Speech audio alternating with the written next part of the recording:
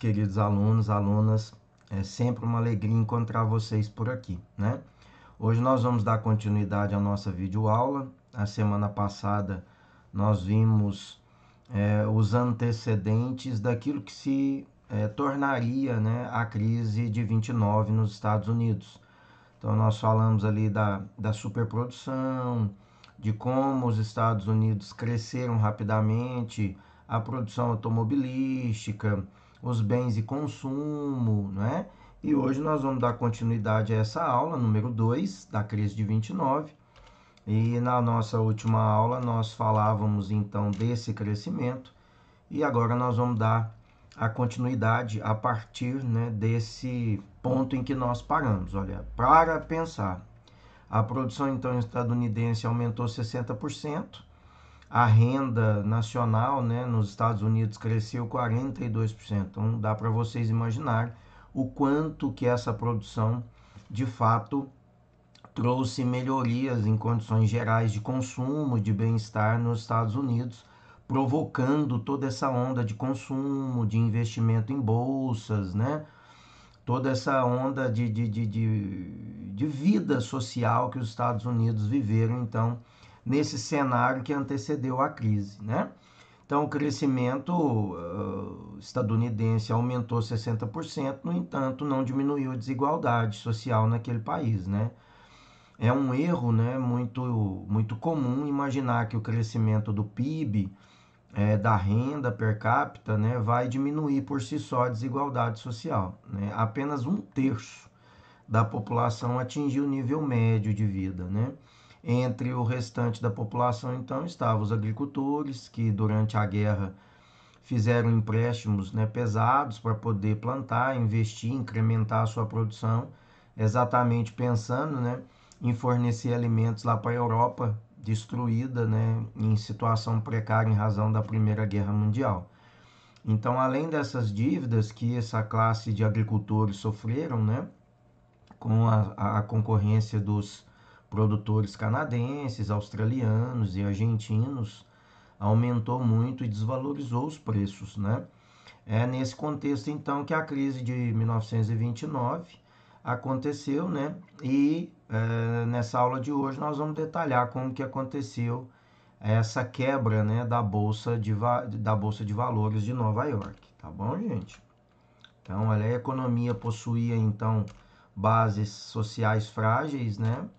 Nós vamos perceber aqui nesse organograma, pessoal, que nós tínhamos baixos salários e muitos desempregados, apesar da grande produção, grandes desigualdades, né? Em 1929, então, 1% da população detinha 45% de toda a riqueza nacional.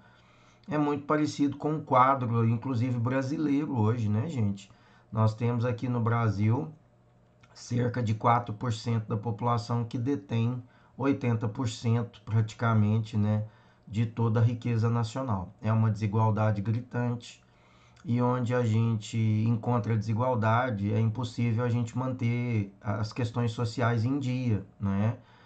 É muito comum a gente ver pessoas defendendo políticas liberais, a ideia de privatizações, né? Essa ideia de cortar investimentos na área da assistência social, na área, né, da manutenção das famílias, sobretudo essas de baixa renda. E sem esse tipo de programa, sem investir no emprego, na produção, né? Sobretudo empregos públicos, né, gente? Nós vamos ver nessa aula de hoje como que o New Deal, né, promovido pelo governo americano pós a quebra de 29, como que esse programa ressuscitou a economia americana, exatamente fomentando a obra pública, né? Ao contrário do que se vê, por exemplo, no Brasil, em que as obras públicas praticamente pararam, né?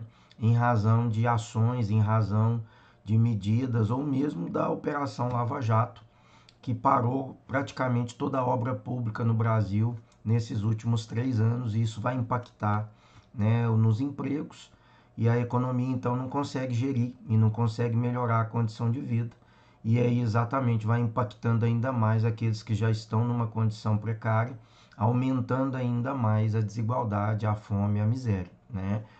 Hoje, sobretudo, né, a gente vê que as desigualdades têm muito a ver exatamente com as bases sociais frágeis, né? Isso é princípio universal da economia, né? Então, grandes desigualdades, ó, 1% da população detinha 45% de toda a riqueza, né? É uma concentração muito grande de renda, né, gente? Em meados, então, da década de 1920, a Europa reassume o controle, né, de seus mercados e disputa com os americanos o mercado internacional. Então a Europa recupera da Primeira Guerra, começa a fornecer alimentos, a fornecer produtos para o seu mercado interno e também a disputar com os Estados Unidos o mercado internacional. E aí acontece a crise de superprodução nos Estados Unidos, né? Crise de superprodução e subconsumo. O que que isso quer dizer?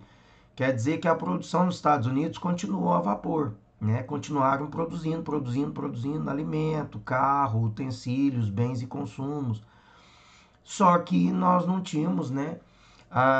O consumo das pessoas não supria toda aquela produção alta que os Estados Unidos mantiveram, né?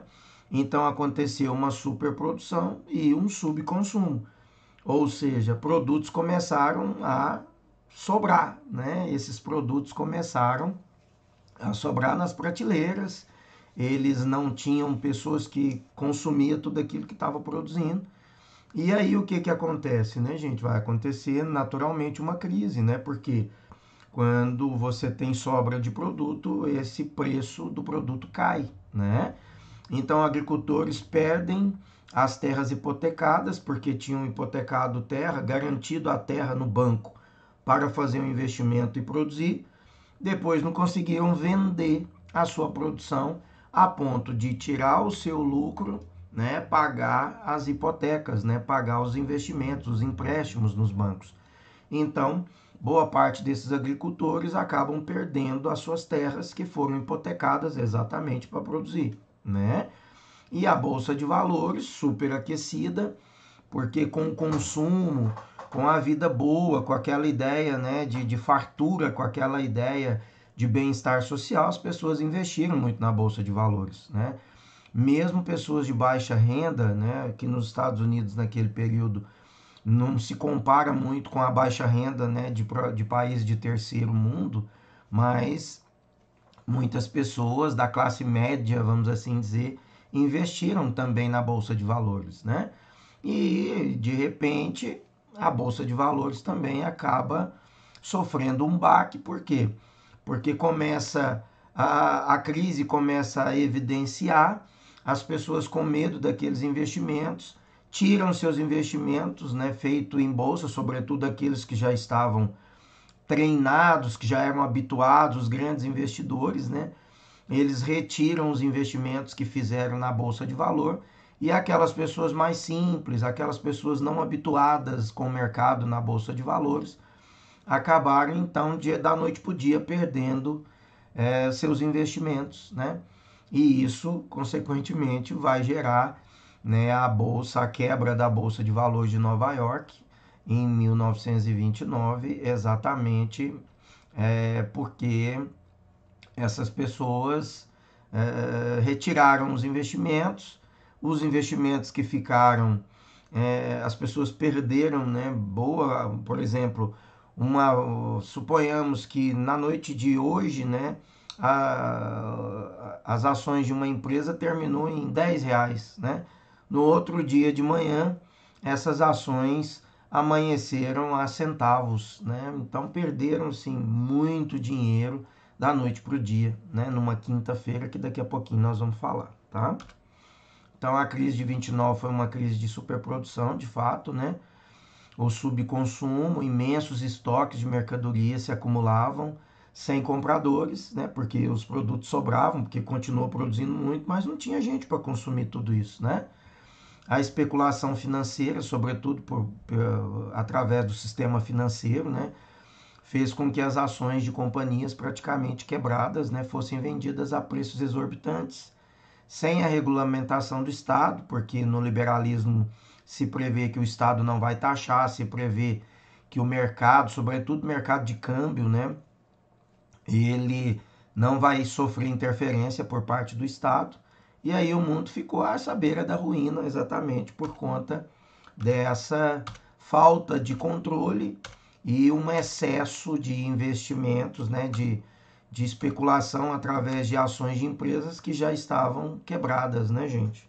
E é exatamente aí a consequência. Olha, falência de 9 mil bancos, falência de 85 mil empresas, queda de 85% do valor das ações, olha, entre 29 e 32, a redução salarial em 60%, um desemprego de 13 milhões, né, somente nos Estados Unidos, o financiamento de regimes totalitários, né, como, por exemplo, o fascismo e o nazismo, que são sempre regimes oportunistas, né, que quando há qualquer processo de crise, né, gente, seja ele de centro-esquerda, seja ela de centro-direita, né, os regimes fascistas, nazistas, os regimes totalitários se oportunizam, né? Eles acabam se oportunizando, entrando como uma proposta para falar, tá vendo? O liberalismo não deu. Nós temos que manter o Estado, tem que ter pulso forte e tal. E normalmente a classe média, ela é totalmente alienada por esses processos, né?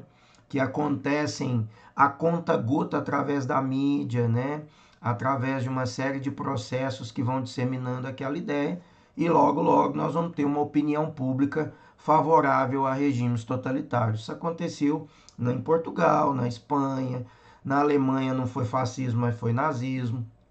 Aconteceu também na Itália, né, com Mussolini, e aconteceu nos Estados Unidos. E esse procedimento, gente, vez ou outra ele volta, ele é recorrente, né?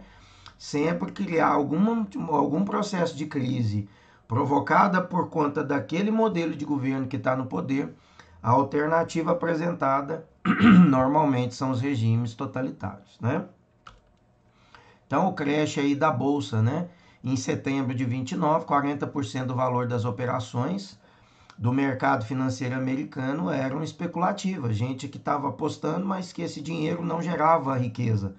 Ele não era investido em emprego, em promoção de vida, na manutenção, né, de empresas e dos empregos, não. Era apenas especulação, era apenas para lucrar, né? Tirava daqui, botava o investimento ali simplesmente para fazer a ação lucrar, depois retirava o investimento e fazia o investimento em outro tipo de ação ou em outro negócio. Então, a especulação no mercado financeiro, ela é sempre recorrente, sobretudo por aquele que está sempre buscando ganhar mais, né? E isso gera uma instabilidade forte no mercado e faz com que os preços das ações caiam, né? Consequentemente, as ações caindo, as pessoas tiram seus investimentos e as empresas que estão com as suas ações, né, cotadas um pouco mais alta, amanhecem no outro dia com as cotações muito baixas e isso vai impactar negativamente o capital financeiro, a saúde financeira dessa empresa, gerando o processo de quebra, né, de falência, tá bom? Então, em 29 de outubro, 13 milhões de ações ficaram encalhadas na Bolsa de Valores de Nova York. Então, qual é o processo, gente? Olha, demissões em massa das empresas que tiveram as suas ações desvalorizadas da noite para o dia, queda nas vendas dos seus produtos, as empresas param a produção porque não tem capital de giro, não tem como tocar o negócio, né? Não tem como alimentar o processo produtivo, já que vai faltar o dinheiro para gerar, né, a compra, a matéria-prima, o pagamento dos insumos, o pagamento das despesas, como energia elétrica, né? Uma série de transporte, infraestrutura, tudo isso. Então, cai a produção, para a produção, os trabalhadores são demitidos, né? São dispensados, há uma queda do consumo, porque também o dinheiro falta no mercado, e, consequentemente, a queda maior das vendas, né? E esse é um processo que é um ciclo, né, gente? E esse ciclo vai se agravando a cada dia, quando não há uma interferência, não há uma intervenção clara, né, por parte de medidas econômicas, né, por parte do governo, por parte do presidente, né, e do Ministério da Economia.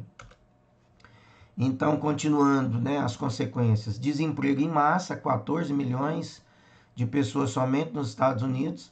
Vocês têm aí um cartazinho, né, estamos mais pobres, perdemos a maior riqueza, o emprego, né?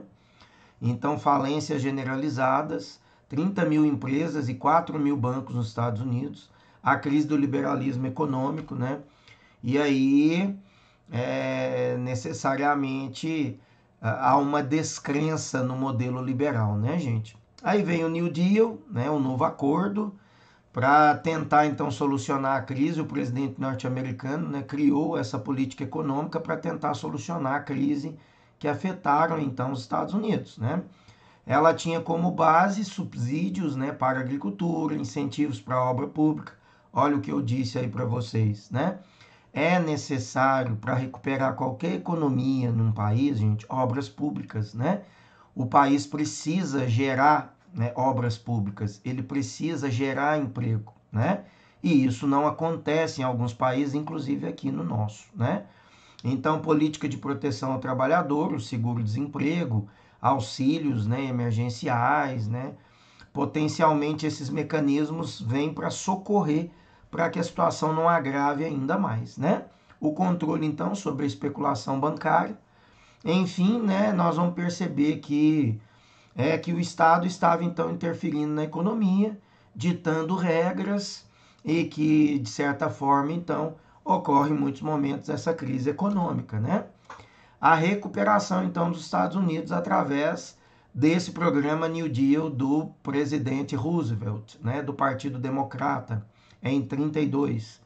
Inspirado, então, nas teorias, né, do inglês Keynes, né, nós vamos, depois em sociologia, o ano que vem, aprender o keynesianismo, né, e vocês vão se inteirar um pouquinho melhor, mas eu já vou adiantar o processo para vocês enquanto a gente explica aqui o New Deal, tá bom?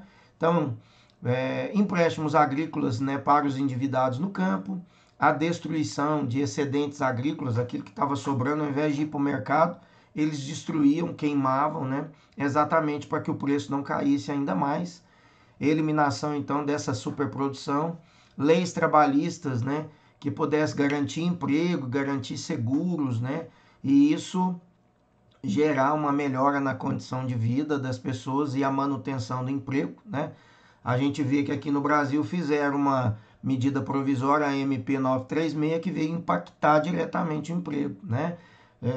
Dividindo emprego, permitindo corte de emprego, pessoas ficarem sem receber salário, suspensão de contratos, né? Divisão do contrato, né, de trabalho em até 70%. Então, isso vai gerar ainda mais impacto negativo, né, gente?